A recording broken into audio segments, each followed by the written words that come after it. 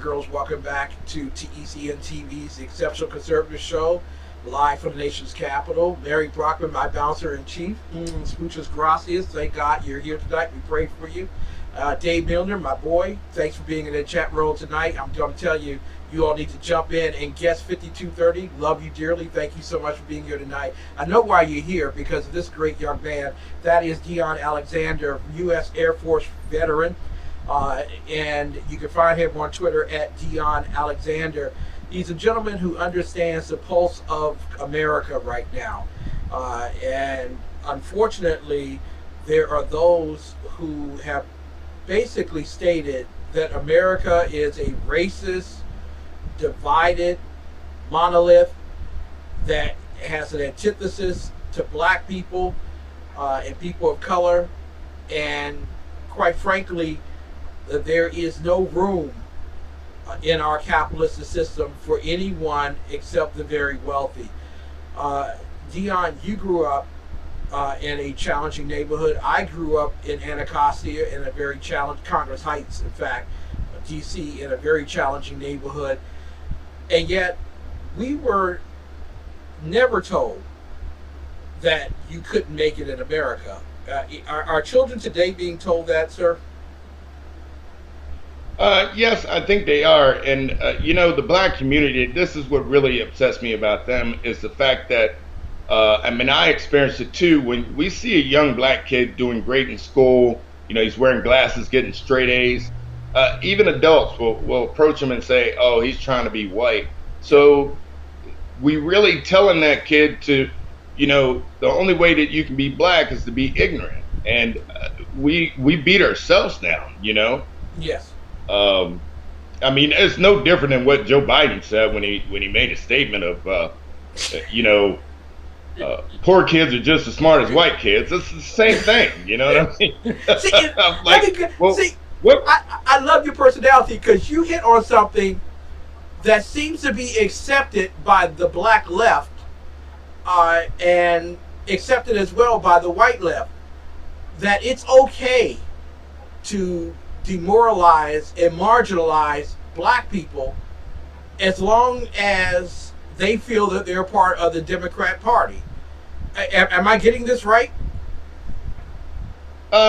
It's what it appears to be right now. And a lot of Democrats would never say anything like that. They'd say it in secret, like Lyndon B. Johnson. They say it in secret and they catch it on the White House stage. But now they are just bold because they are understanding that black people are accepting it. You know what I'm saying? They're accepting the fact that Clinton stood in a first speech in front of the rebel flag that they're so offended by. That was their first speech.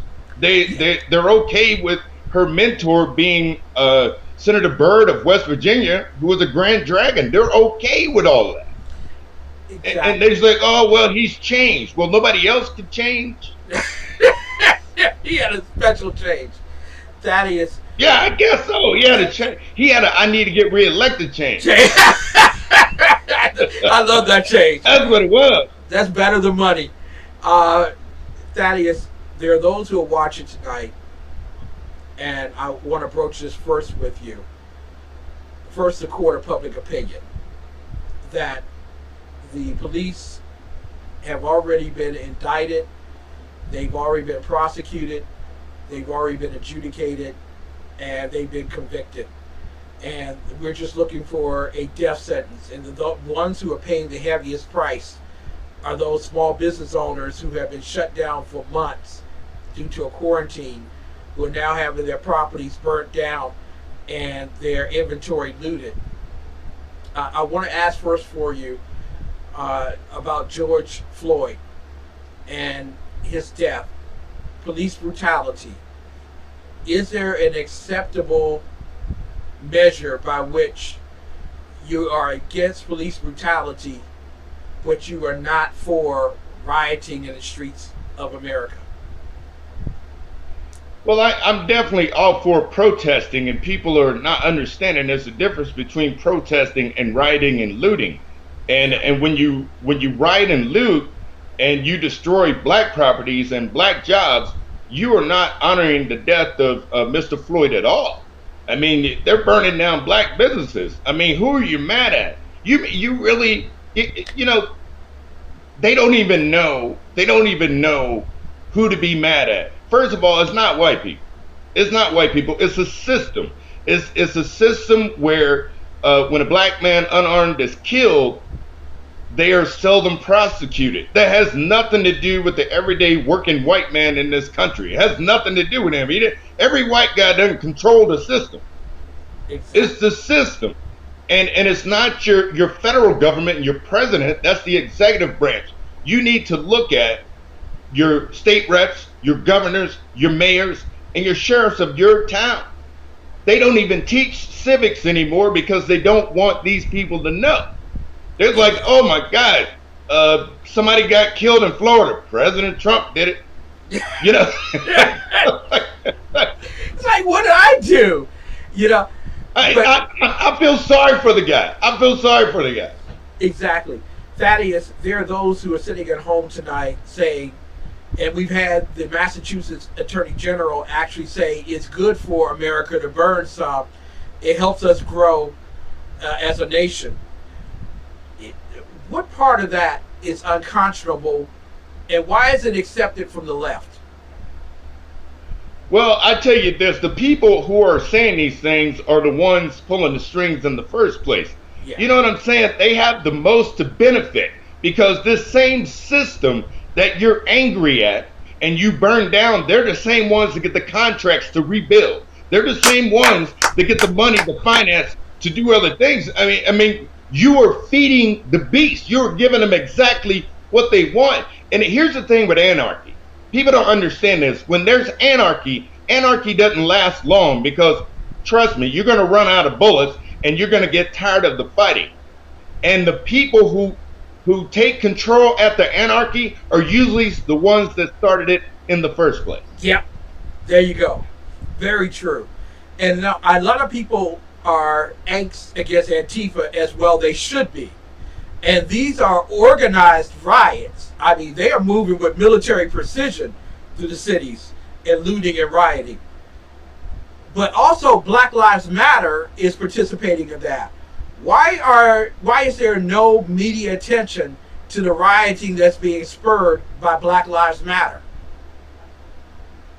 Well, here's the thing, because they want to ignore all that. They want to say, you know, these people are angry. I understand. I'm angry. I'm angry. Even if that was a white man down there being held for 9 minutes until he died, I would still be angry. We should be angry every day. Trust me, just 2 days ago, a black man was gunned down by the police in Indiana.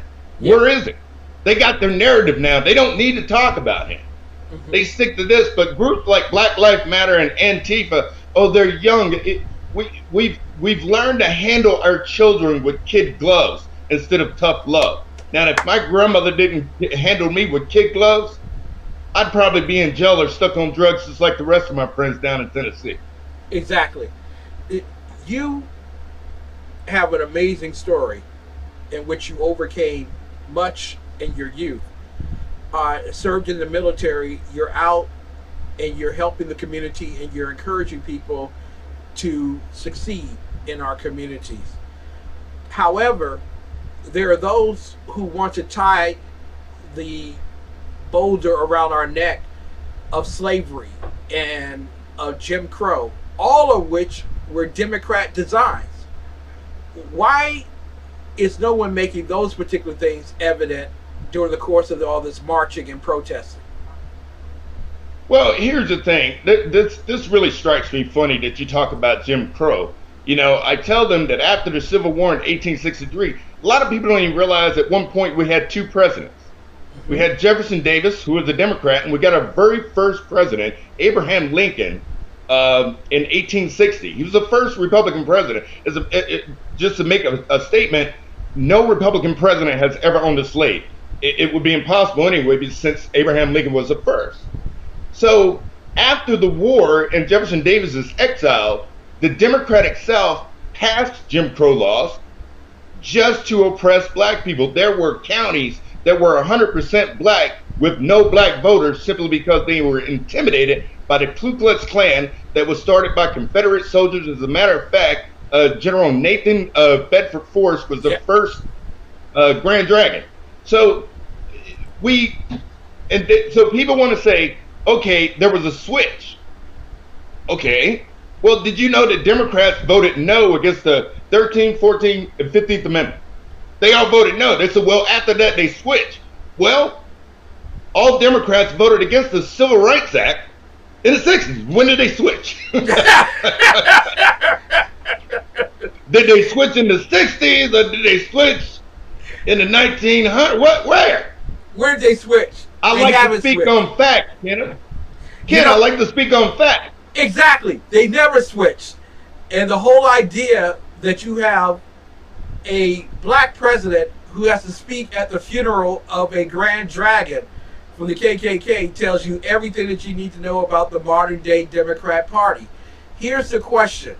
The Democrats, and you mentioned this earlier, the Democrats came hat in hand to Donald Trump a few months ago and asked for a bailout of the cities. And he said no. Now all of a sudden, there are riots and cities are burning down. Is there collusion between the Democrat Party and groups like Antifa, Black Lives Matter, that seem to be destined to push us in a direction of bailing out poor, decision-making cities? I think, I hate to do like conspiracy theories. I've had a lot of people bring up Soros. I don't know that for a fact. It's possible, Yeah. but I can tell you this. It takes a lot of money to mobilize that many people in that many cities. Yep. And who's dropping off bricks? You know what I'm saying? Thank you. You have to pay somebody to ignore that tractor trailer dropping off 20 pallets of bricks. And these protesters need to be. I've seen videos where you see a white guy in an Antifa handing a black guy a brick saying, throw this. You need to ask yourself, how come you not throwing? Yes. There you go. There you go. Jim How Crow come is you not still throwing? alive. It's still alive. You throw the brick, you go to jail in your neighborhood. Yeah, well, these things start off peaceful. There's a lot of peaceful protesters, but let me tell you, it's just like the Revolutionary War. When they tell you how the Revolutionary War started, they say the shot heard round the world. They didn't say which side did it. All it takes is one shot. Then somebody responds, and then all hell breaks loose. So when you got peaceful protesters and you have somebody planted in the middle, busting windows and throwing bricks, the cops are going to respond. Everybody else is going to start throwing bricks. Now you have chaos. So there's somebody spending a lot of money to create this chaos. Exactly. I agree with you wholeheartedly. I think that there's an organized structure here. Here's my query to you. Eventually, like you said, this will all go down. And I think, did I lose you? You're still here, I'm here. right? Okay, great. Yep. All right. So this will eventually end. What happens when this is all over and Donald Trump is still president? We got the rest of the summer. What are we looking at? Are we looking at a summer of protests? Are we looking at possibly people sitting and talking? Are we looking for new legislation? What should we do to fix all of this? Well, I think that we need to really look at true leaders. Those that are not out benefiting on money. Me, I'm not a fan of the Black Congressional Caucus. I have no clue what they've done for me or any black person. Right. I have no clue. And they say, well, Donald Trump's racist. Well, they don't allow white people or Republicans to join the Black Congressional Caucus. So who's racist? 75% of the NAACP in D.C. are whites. As a matter of fact, it was started by white people. Yep. Now, the funny thing about the NAACP, there's never been a black person in charge. So I look at people like the NAACP, the Black Congressional Caucus, Jesse Jackson, Al Sharpton. They are modern day overseers. I'll give you a little more if you keep the rest of them in line. There you go. The NAN group, that network that he has, definitely a sign thereof. Should Donald Trump invite Al Sharpton and Jesse Jackson to sit at the White House and talk with him about police reform? Well, I don't think he should invite those guys because I think they're both cowards. Yep. They disappeared for a long time. They're hanging with Martin Luther King when he was shot. Man, they scattered for 20 years. Yep. You ain't here. They're like, we out of here. So it's a different time. Look, the youth of the day really don't know what racism is. I lived between my mom moved us. I moved my mom when I was 15. Yep. There was a Steak and Shake between my high school and my house that had a big sign saying no N-words allowed. Big old sign in 1985. Mm-hmm. So they don't know what racism is. I remember sicking dogs. I remember seeing pictures of water hose. They don't know what racism is. But the way that Jesse Jackson and Al Sharpton are making income, matter of fact, how are they reverence? Where's your church? I've never seen you go to one. Let somebody go. But but the thing of the matter is this, is that you are talking to people that are out of touch, that are all about money. It's no different than a politician who's been in office more than 8 years. They're bought and paid for. Yep. You need to talk to New Breed. Jesse can't speak for me. And I had a guy tell me he's one of your black leaders. I'm like, I don't remember having an election. I would have ran. You know what? Well, you just get to say I'm the black leader, and that's it. It's like that. It's like that. Yeah, I guess. When was the election? I don't need Jesse. Is there something that Donald Trump should do right now to reach out to Black America? Anything special, or is he just going to be instantly rejected, especially by black pastors who don't even bring a Bible to their own project? Well, I think he's brought a lot of blacks over simply looking at the lowering of black unemployment, black-owned business, black women businesses, even women and Latinos. You know what I'm saying? People are looking at the economy. The only people that here are going to lose are the ones that are sitting back waiting on something for free. And trust me, I think you'll win again because those people sitting at home don't want to go to work. They're not going to vote either. Exactly. Now, Thaddeus, what should Americans do at this particular juncture? Should we give in? Should we take a knee? Should we go out and buy Collins sneakers? What do we have to do to show America that we are not a racist nation? Do the police have to bow down after every arrest? Is that going to make us a better nation? Not at all. I think what we need to do is we can start with holding ourselves and our own accountable. Mm-hmm. I had a guy, you see a lot of people say, well, they're killing each other in Chicago. And I'm like, well, dude, there's 1.8 million people in the entire state of Illinois. That does not represent those 200,000 or 20,000 killing each other does not represent the 39 million other African Americans living in this country. I mean, if you want to compare me with them, is it fair for me to tell white people to say, hey, you're just like those people that killed Mr. Aubrey in Georgia? No, it's not. But we need to hold ourselves accountable. When black people see black people doing stuff they shouldn't do, they should call it out. When white people see white people doing stuff they shouldn't do, they should call it out. And when police see injustice, they should call it out. Well said. Thaddeus Dionne Alexander, not the last time we're going to have him on our program tonight. How can people get in contact with you and be inspired by your words, sir?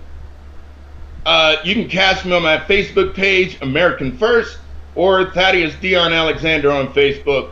I post quite a bit. As a matter of fact, I was in Richmond today. I had to get up out of there. They was setting up. How do you deliver the bricks? You know what I'm saying? I don't know. They got cameras and everything. Look, Ken, I was so nervous. I was coming out of it. It was getting dark. I had an appointment at VCU, and the cops were looking at me kind of weird. I put a USA scarf on my head, like I'm good. I'm with you, man. And when I walked past the protesters, I just pulled it off. You are a man of the people. You are definitely a man of the people. We love you. God bless you. Thank you so much for coming on tonight, ladies and gentlemen. Thank you, buddy. Oh, man, what a great joy. Thaddeus Dionne Alexander, a man who understands the people. He is a U.S. Air Force veteran. God bless his service to our country. And we look forward to it coming back to our program very soon. Ladies and gentlemen, you know what we got to do right now. We got to try to go out and make a little money. So we're going to encourage that you go to our sponsor pages and buy something from some of our great sponsors, because when you do that, not only do you get great products, but you allow us to grow in size and stature for the whole world to see. We will be right back with more of the best in urban conservative talk right after this commercial break.